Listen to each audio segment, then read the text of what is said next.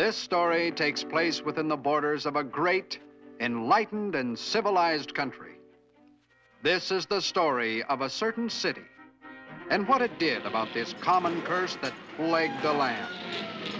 This is the story of Annieburg, USA. Now, the traffic situation in Annieburg was normal enough. Certainly no worse than in any similar community. But what was a little different in Annieburg was a certain growing feeling of dissatisfaction with their traffic troubles. Homicide on the highways was increasing at a startling rate. And the Annieburgers found that they were becoming somewhat annoyed. In fact, good and sore. It was very obvious to them who was at fault: the automobile.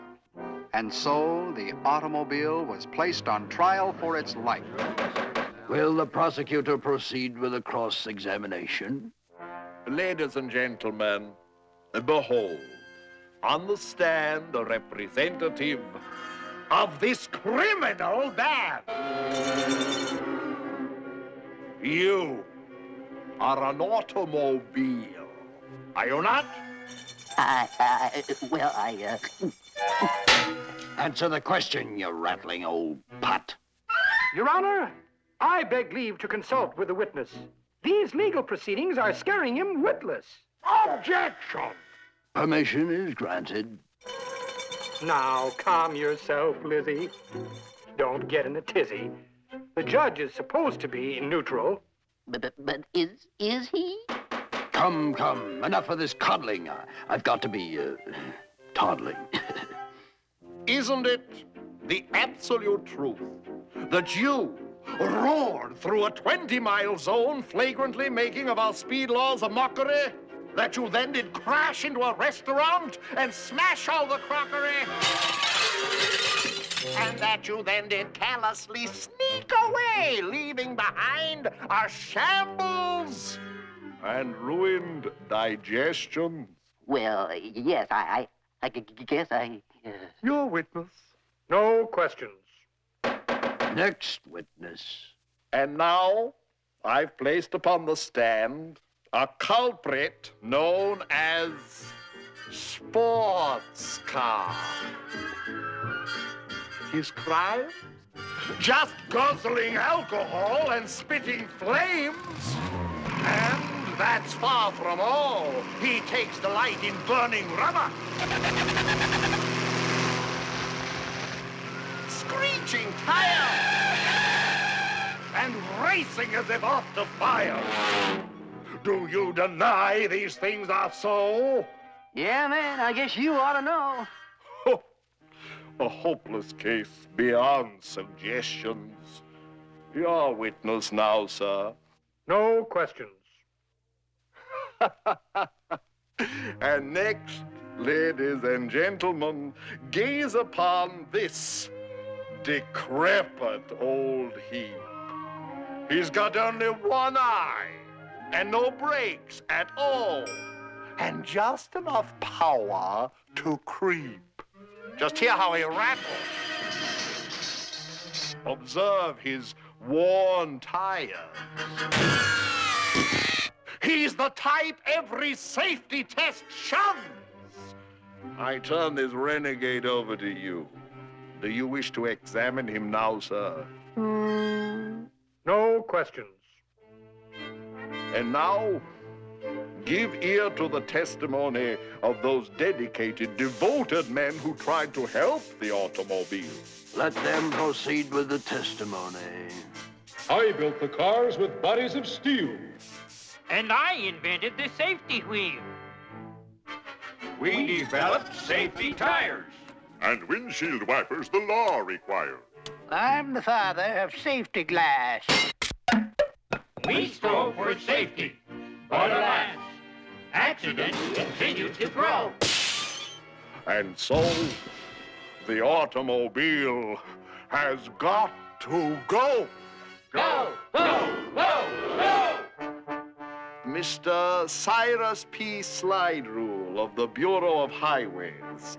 Would you please tell us of your department's valiant efforts to pave the way for safety for the automobile?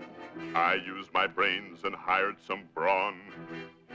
We labored late from early dawn, leveling hills, straightening byways, building concrete superhighways. We posted them with helpful signs, divided them with curbs and lines. My roads were perfect, I must confess, but those miserable autos made them all a mess. Yes, we know only too well what happened on your beautiful highways. To the automobile's depraved mind, these perfect roads were an invitation to open the throttle, step on the gas. They took delight in following dangerously close behind each other with spectacular and disastrous results.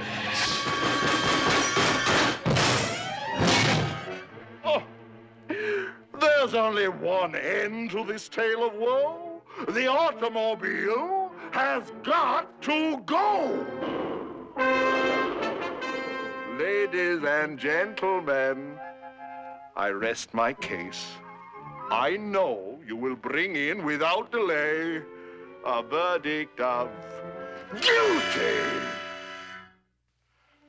And now, what has the attorney for the defense got to say? With your indulgence, I'll set the scene. Please gaze upon my magic screen. Now, what appears before your eyes? A speeding automobile, would you surmise? Let's fade the car out, if we can. And what's revealed? A speeding man. Okay, baby. Let's see if we can do 90. Can't let that train beat me to the crossing. Come on, come on. Clear the road. Little does this chap realize he's heading straight towards his demise. Your car's body is made of steel. But alas, frail human bodies are harder to heal. Now, would you call this car drunk? No, sir, not at all. It's the people inside it who've had alcohol. We won't get home until morning. We won't get home until morning. To mix alcohol with driving is rash. Note the result, the inevitable. Now, here's the police lineup. All violators. Look 'em over. Ordinary citizens. Okay, take this one. What's the charge? Reckless driving, 2 counts. Looks harmless. Well, take another look. Here's how harmless he is. Take this sweet young thing. The charge, hit and run. Now take a closer look. Could be shoot and run just as well. Take this mild-mannered gentleman. He's a speeder, a 3-time offender. Let's get him into correct focus. This is no exaggeration. Look out for him. Lights, please. I think we all know who the criminal in this case really is. It's you, and it's me too. Say, where did everybody go? Ha-ha, they've seen the light of day. The trial is done, and you have won. The results of this trial were far-reaching.